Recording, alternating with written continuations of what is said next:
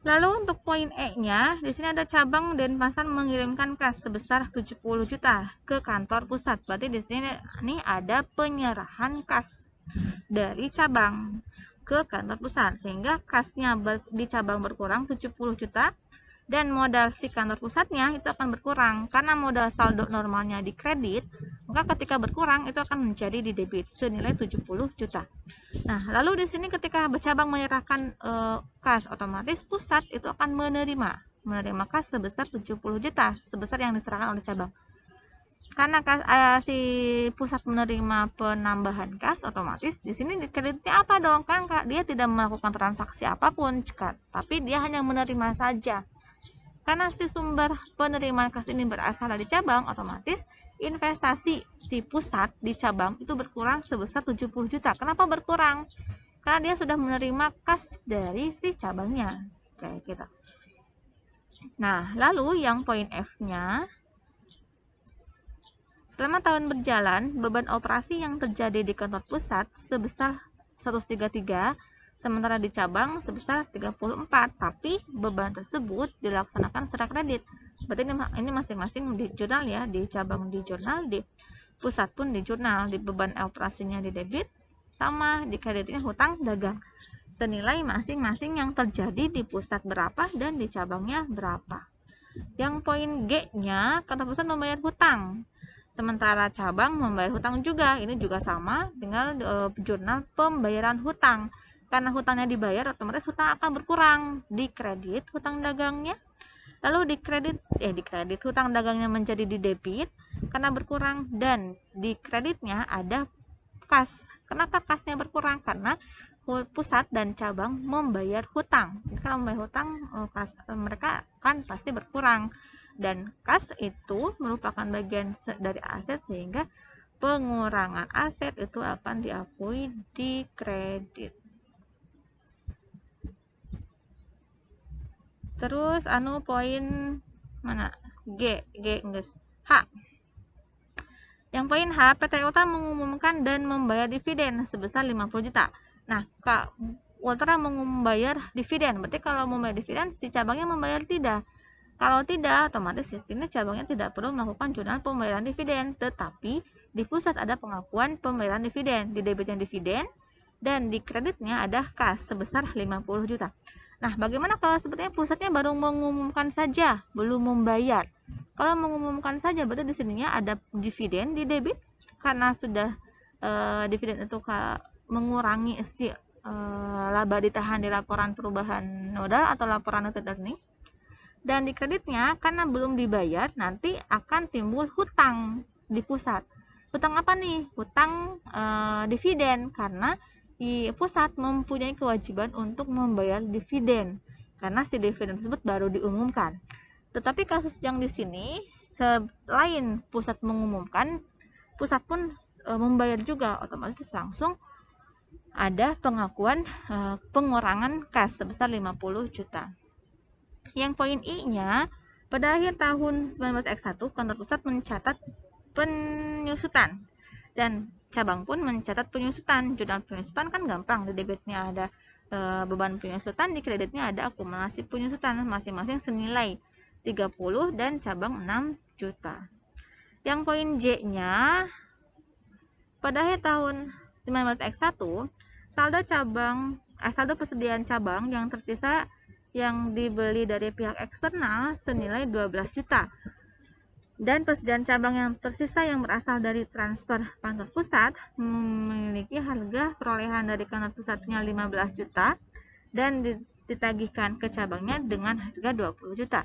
Nah, kita lihat nih, saldo persediaan akhir yang tersisa dari pihak eksternal, ini kan pihak eksternal senilai 12 juta, itu tidak akan di jurnal. Kenapa tidak akan di jurnal? Karena ini sebagai keterangan saja bahwa dari saldo dari jumlah persediaan yang tersedia dan yang sudah terjual ini tersisa sebesar 12 juta.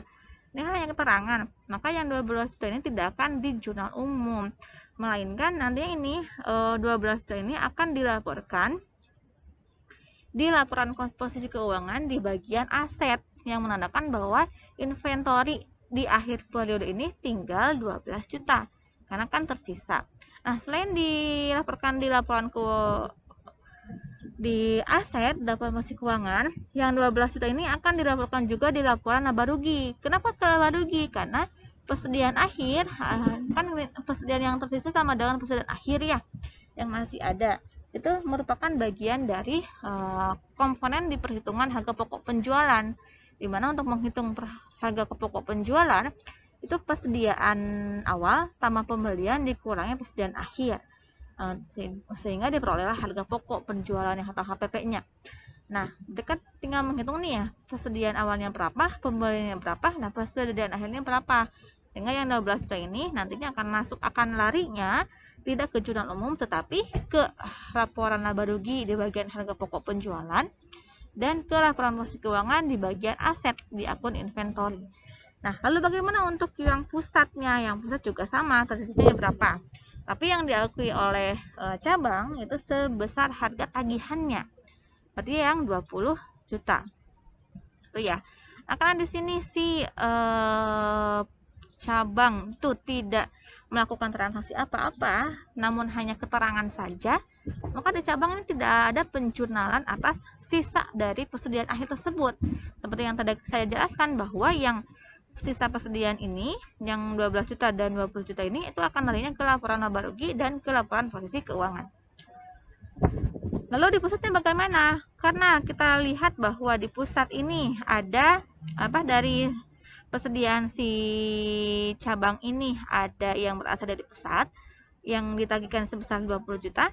Berarti kan tadi si pusat sudah mengakui adanya laba yang belum terrealisasi yang di poin C ini senilai 40 juta. Nah, kapan ini yang 40 juta ini akan terrealisasi? Nanti setelah terjual kepada pihak luar.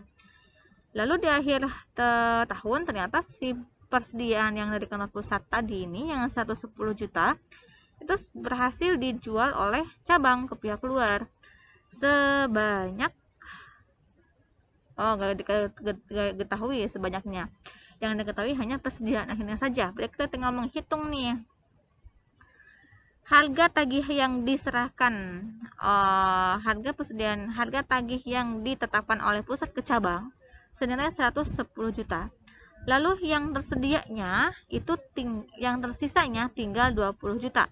Otomatis di sini yang jumlah persediaan yang terjual sebanyak 90 juta. Itu ya, dari mana? Dari 110 juta dikurangi 20 juta.